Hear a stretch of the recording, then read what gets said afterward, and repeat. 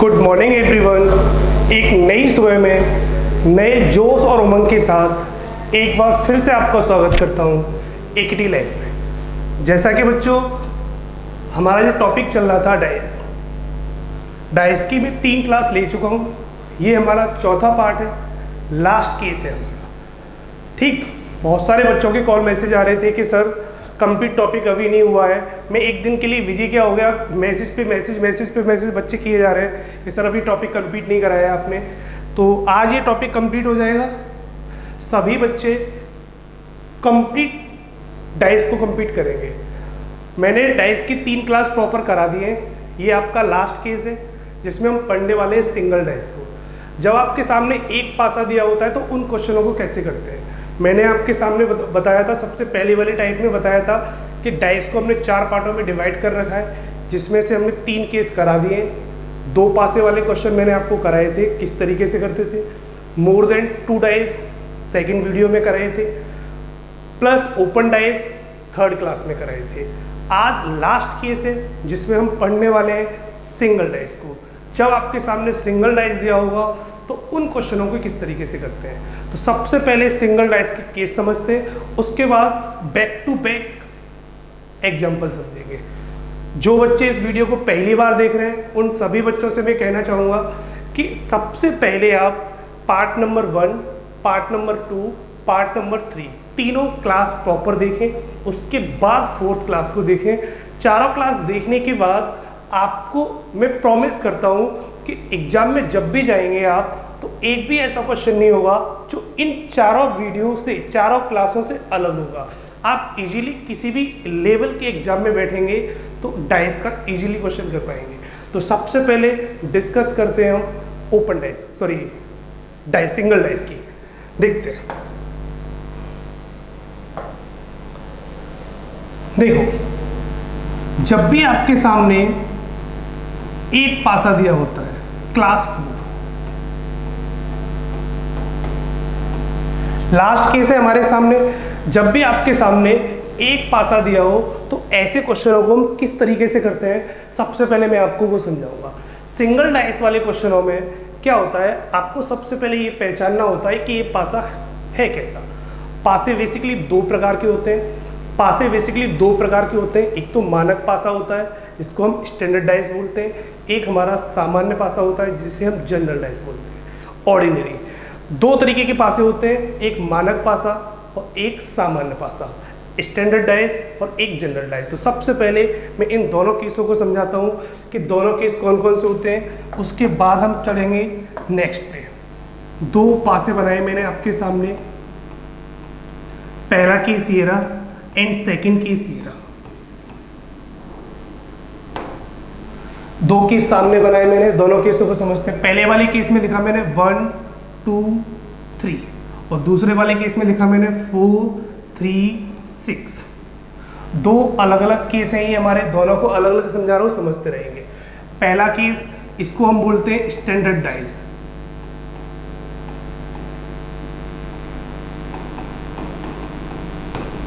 और दूसरा वाला केस इसको बोलते हैं हम ऑर्डिनरी डाइस।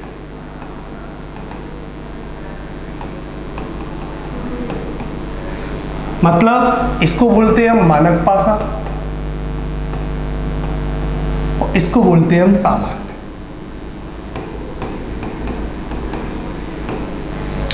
दो केस होते हैं, दोनों केसों को मैं अलग अलग समझाता हूं। इस पहले 10 मिनट को सही से समझना, फिर बैक टू बैक हम ऑप्शनों पे आएंगे, क्वेश्चनों पे आएंगे। 2 केस सही से समझ लेना। आपके सामने जब भी किसी भी एग्जाम में एक पासे वाले सवाल आए, सिंगल डाइस कभी भी आए, तो सबसे पहले आप ये जानेंगे कि ये पासा है कैसा। पासा मानक है या पासा सामान्य है, पासा स्टैंडर्ड है या पासा ऑर्डिनरी या जनरल, कुछ भी कह दीजिएगा। ठीक, तो पहचान करते हैं। आप किसी एक को पहचान लो, एक से ही दूसरा ऑटोमेटिक निकल आएगा। यहाँ पर थोड़ा समझने वाला केस है, इसलिए थोड़ा ध्यान से सुनना, मेरे हर वर्ड को थोड़ा ध्यान से सुनना। हम सबसे पहले सामान्य पासे को पहचानते हैं। अगर सामान्य पासा क्लियर हो जाता है तो स्टैंडर्ड अपने आप निकल आएगा। क्या करते हैं, सबसे पहले हम इनकी डेफिनेशन समझते हैं।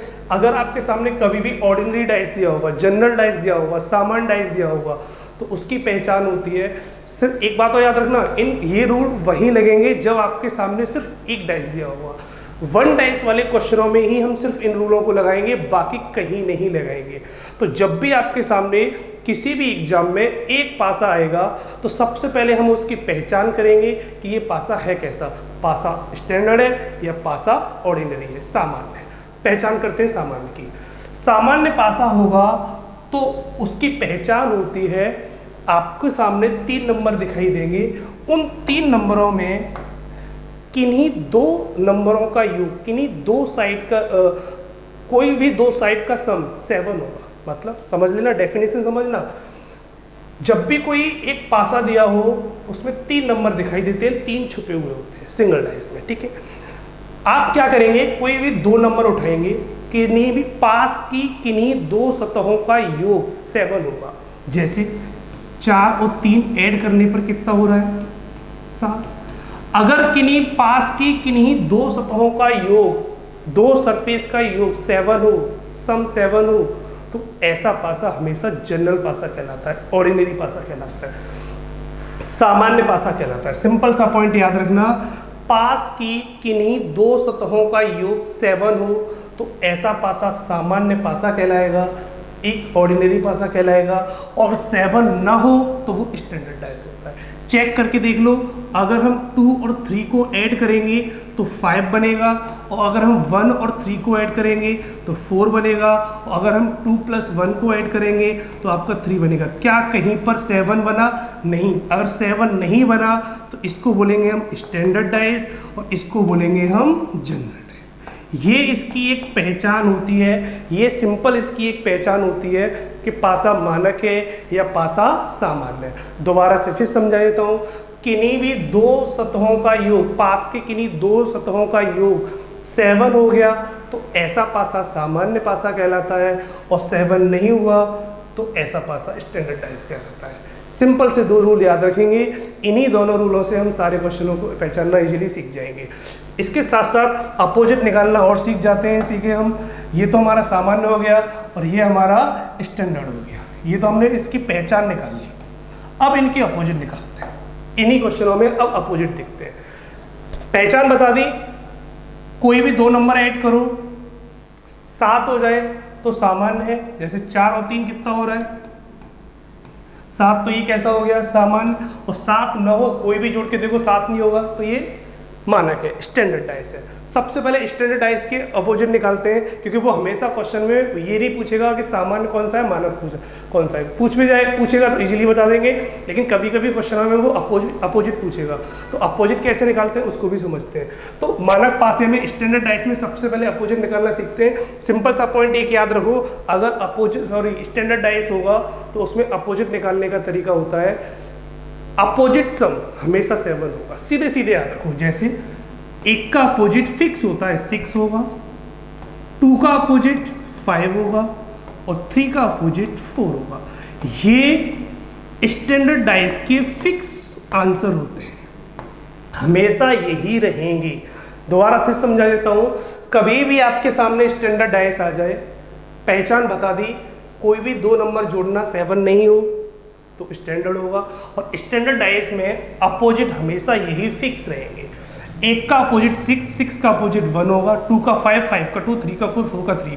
अपोजिट सम, जैसे अगर हमने छत पर टॉप फ्लोर पर 1 लिखा है तो बॉटम पे 6 लिखा जाएगा कंप्लीट, क्योंकि अपोजिट पेयर 7 होना चाहिए।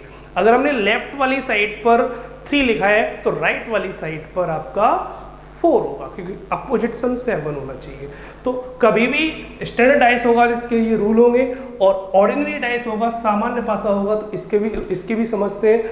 सामान्य पासा अगर आपके एग्जाम में कभी भी आ जाए तो सिंपल सा पॉइंट याद रखना, सामान्य पासे का आंसर कभी एग्जैक्ट नहीं निकाल सकते। हम इन क्वेश्चनों को सिर्फ पॉसिबिलिटी के आधार पर ऑप्शन टिक करते हैं।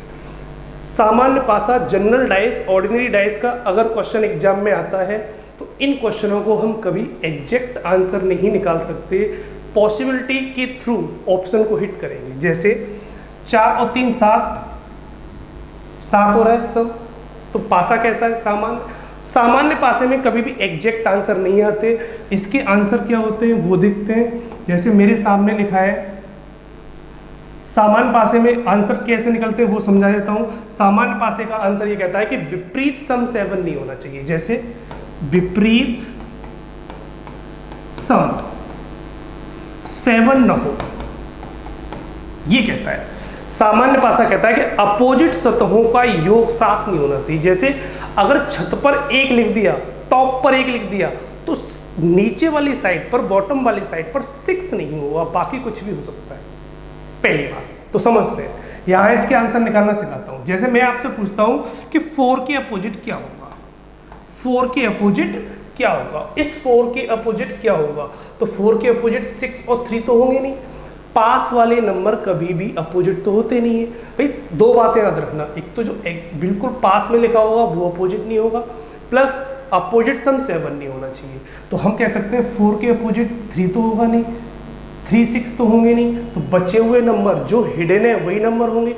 3 दिखेंगे, 3 छुपे हुए होंगे, तो 3 कौन कौन से छुपे हैं, 3 कौन कौन से छुपे हैं, 1 2 और 5। तो हम ये कह सकते हैं या तो 1 आएगा या 2 आएगा या 5 आएगा, यही इसका आंसर लग जाएगा। 1 2 5। तो जब भी आपको किसी भी सामान्य पासे में आंसर इस तरीके से लगाने हो तो इस तरीके से आपके इजीली लग सकते हैं। कभी भी सामान्य पासे का आंसर आए तो सिंपल सा पॉइंट याद रखना, सामने आपके 3 नंबर दिखाई देंगे, इन तीनों में से किसी का भी अपोजिट पूछे तो जो हिडन है, छुपे हुए, उन तीनों में से आंसर करने हैं। तो सिंपल सा पॉइंट, सामने वाले तीनों नंबरों का अपोजिट पूछे तो बैक वाले तीनों नंबर लिख देना, और बैक वाले तीनों के पीछे तो सामने वाले लिख देना। एक क्वेश्चन इसका करा देता हूं मैं आपको और अच्छी तरीके से क्लियर हो जाएगा। जैसे एक क्वेश्चन दिया मैंने आपको, जनरली एक क्वेश्चन दे रहा हूं 4 3 2, मैं आपसे पूछता हूं सबके अपोजिट पूछता हूं, 1 से लेकर 6 सबके अपोजिट निकालना सिखा देता हूं यहाँ पे। तो आप ये कह सकते हो 4 और 3 कितना हो गया 7, तो ये पासा कैसा है, जनरल डाइस। अब अपोजिट निकालना सिखाता हूं, 2 3 4 ये नंबर आपको दिखाई दे रहे हैं, 2 3 4 सामने नंबर दिखाई दे रहे हैं। इनमें से किसी का भी अपोजिट पूछेगा तो हिडन नंबर कौन से हिडन नंबर है आपके, 1 5 6 यही होंगे। मतलब इनका अपोजिट पूछे तो आप इनको लिख दो, इनका अपोजिट पूछे तो आप इनको लिख दो, बस इतना सा केस समझना है। जनरल डाइस में कभी भी एग्जैक्ट आंसर आते नहीं है। आंसर निकालने का सिंपल सा पॉइंट है कि 2 3 4 इधर लिख लिए, ये तो सामने दिख रहे नंबर वो हैं, तो इनके अपोजिट हिडन नंबर ये वाले होंगे। अपोजिट इनका पूछे तो आप इन्हें बता देना, इनका पूछे तो इन्हें बता देना। बस एक बात याद रखना, अपोजिट सम 7 नहीं होना चाहिए। सारे आंसर लिख के दिखाता हूँ यहाँ पर, देखो इधर आपसे पूछे कि 4 का अपोजिट क्या होगा, इस 4 का अपोजिट क्या होगा, तो आप बोलेंगे 156। क्लियर। आपसे पूछे 3 का अपोजिट क्या होगा, आपसे पूछे 3 का अपोजिट क्या होगा, तो 3 तो सामने दिखाई दे रहा है, इसके विपरीत हिडन कौन कौन से, 1 5 6।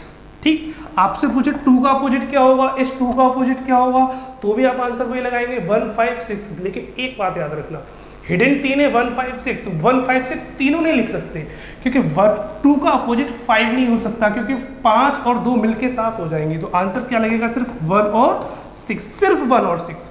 इसको थोड़ा ध्यान से देखना, 2 का अपोजिट मैंने 1 6 लिखा है, सिर्फ 5 नहीं लिखा है, क्योंकि 5 2 का अपोजिट 5 नहीं हो सकता। क्यों नहीं हो सकता, क्योंकि अपोजिट सम 7 हो जाएगा।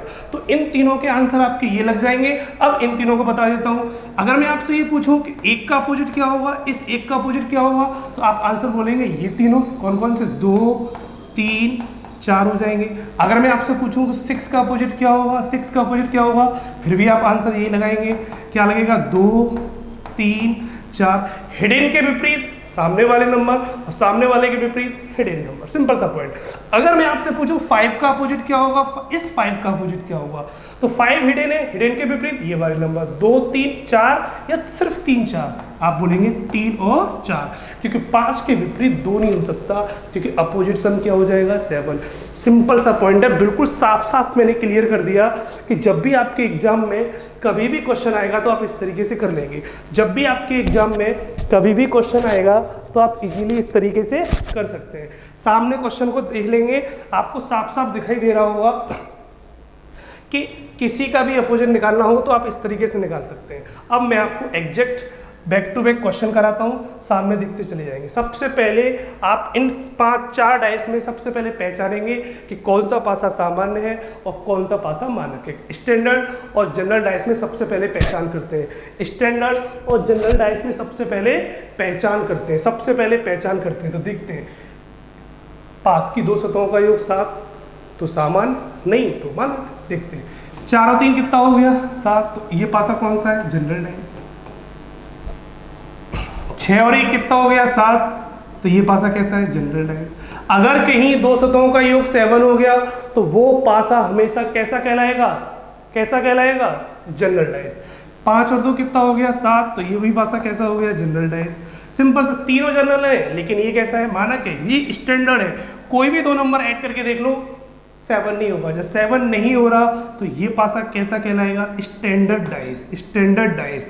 इसका मतलब हम इसको कह सकते हैं मानक पासा, मानक पासा। तो हमने चारों क्वेश्चनों में इजीली पहचानना सीख लिया।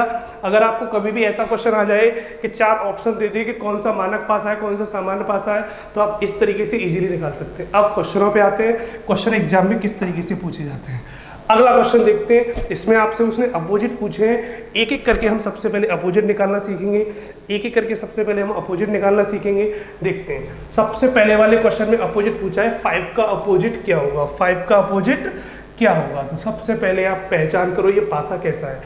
कोई भी 2 नंबर जोड़ो 7 हो रहा है, नहीं हो रहा, तो हम कह सकते हैं ये पासा कैसा है, स्टैंडर्ड डाइस है, मानक पासा है। और मानक पासे में फिक्स आंसर होते हैं। 5 का अपोजिट क्या होता है, 2, यही इसका आंसर हो जाएगा। क्लियर है। अगर कभी भी किसी क्वेश्चन में मानक पासा आता है तो मैंने आपसे पहले ही बोला था कि मानक पासे में फिक्स आंसर होते हैं।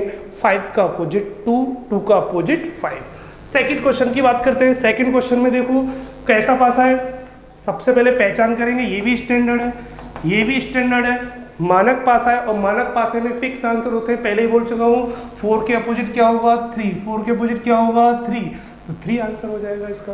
किसी का भी पूछे फर्क नहीं पड़ता, मानक होगा तो एग्जैक्ट आंसर होंगे। अगले क्वेश्चन की ओर बढ़ते हैं। अगले क्वेश्चन में जब हम देखेंगे तो दोनों पासे 5 और 2 मिला के क्या हो गया 7, और 7 का मतलब पासा कैसा हो गया, जनरल डाइस, ऑर्डिनरी सामान्य पासा है। 5 और 2 मिला के हमारे 7 हो जाते हैं, 5 और 2 मिला के हमारे 7 हो जाते हैं, तो जनरल डाइस हो जाता है। और जनरल डाइस में कभी एग्जैक्ट आंसर आता नहीं है। इस 2 के अपोजिट पूछा था, तो हिडन नंबर क्या क्या हिडन है, 1, 4, 6, तो आंसर लगाएंगे 1, 4, 6, जो भी हिडन होंगे वही आंसर हो जाते हैं। पहले ही बोल दिया है, 2 के अपोजिट पूछा था, इस 2 के अपोजिट पूछा था, तो हिडन नंबर आंसर होंगे। एग्जैक्ट निकाल नहीं सकते थे तो हमने ऑप्शन को कैसे कर दिया, एग्जैक्ट निकाल नहीं सकते थे तो हिडन जो भी होंगे वो इस तरीके से आपको ऑप्शन में देगा, 1 या 4 या 6।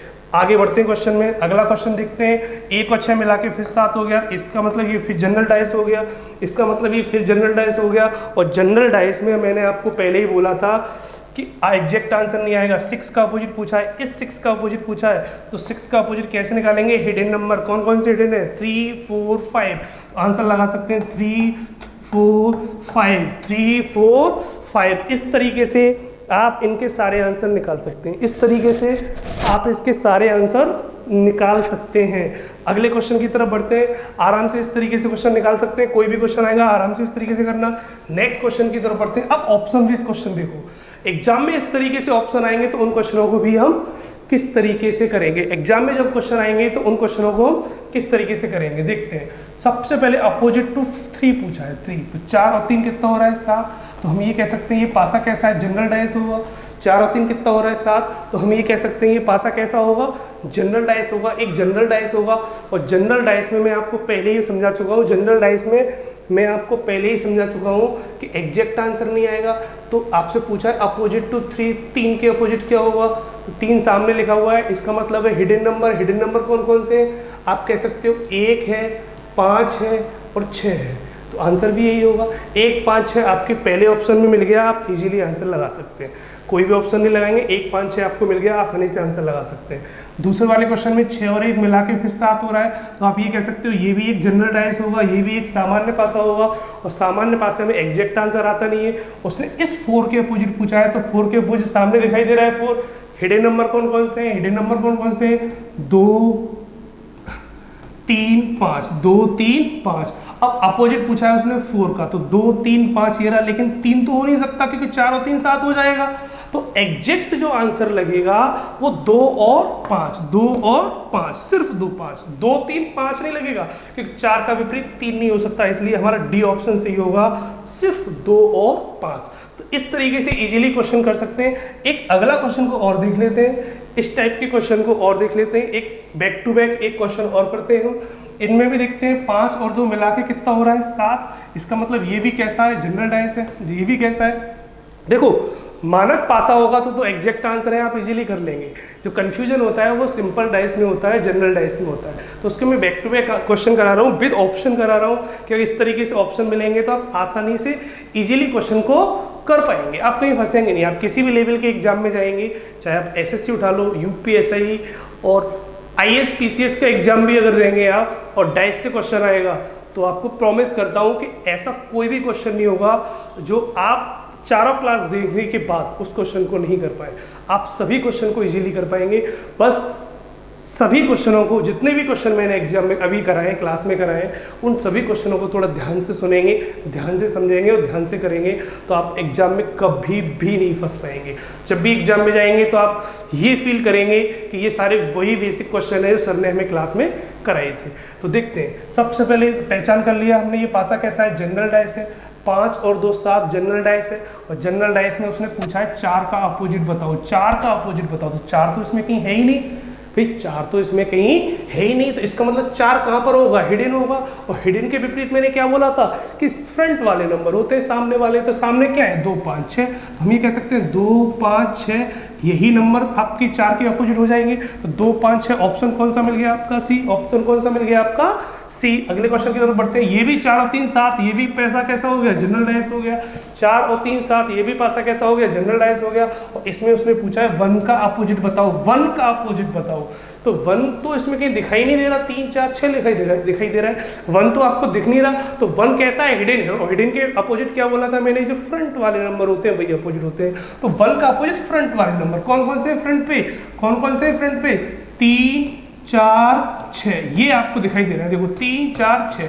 तो 1 का अपोजिट पूछा, तो क्या 1 का 6 हो सकता है, अपोजिट सम 7 हो गया, तो 6 को छोड़ के बाकी बचे क्या, 3 और 4। तो 3 और 4 आपका ऑप्शन, सही ऑप्शन क्या लग जाएगा, डी। 3 4 आंसर होगा, क्योंकि 1 के अपोजिट हम 6 को नहीं लगा सकते, सिर्फ 3 और 4, या तो 3 होगा 1 का अपोजिट या 4 होगा। तो इस तरीके से आप कोई सा भी क्वेश्चन आएगा, जनरल डाइस हो या स्टैंडर्ड डाइस हो, इजीली कर पाएंगे। एक लास्ट क्वेश्चन की तरफ और बढ़ते हैं, एक क्वेश्चन और देखते हैं। आपके सामने ये क्वेश्चन दिया है, आपके सामने ये क्वेश्चन दिया है, इसके 2 ऑप्शन दे दिए, या तो ऑप्शन आपके इस तरीके से पूछे जा सकते हैं या ऑप्शन इस तरीके से दे सकता है। तो अगर बाई चांस बेसिकली इस तरीके से ऑप्शन में आपको कंफ्यूज करे, वो ऑप्शन में ही कंफ्यूज करेगा आपको। तो जब भी किसी ऑप्शन में इस तरीके से कंफ्यूज करेगा तो भी आप आंसर इजीली टिक कर सकते हैं।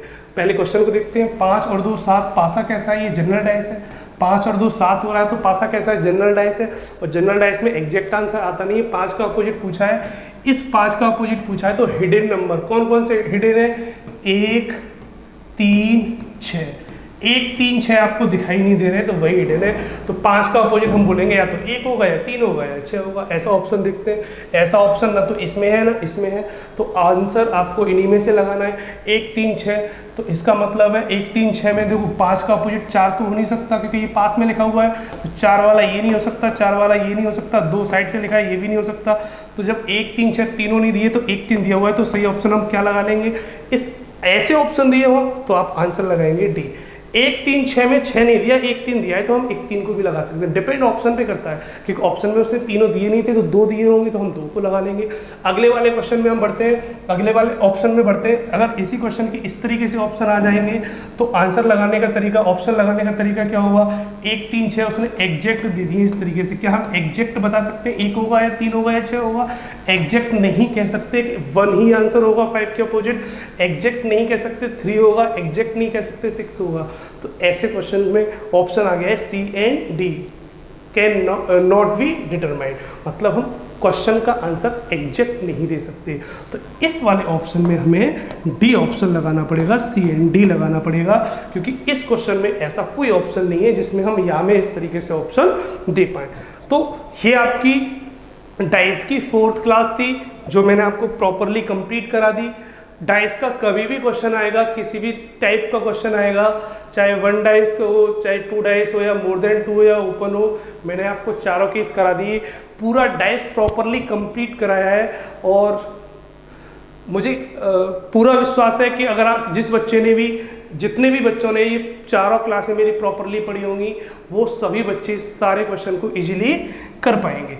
वो सभी बच्चे सारे इजीली इन क्वेश्चनों को इजीली कर पाएंगे।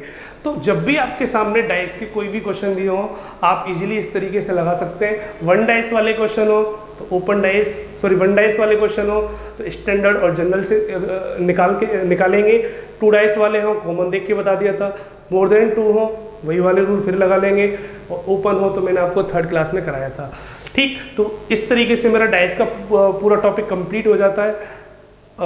सभी बच्चे ने इजीली किया होगा।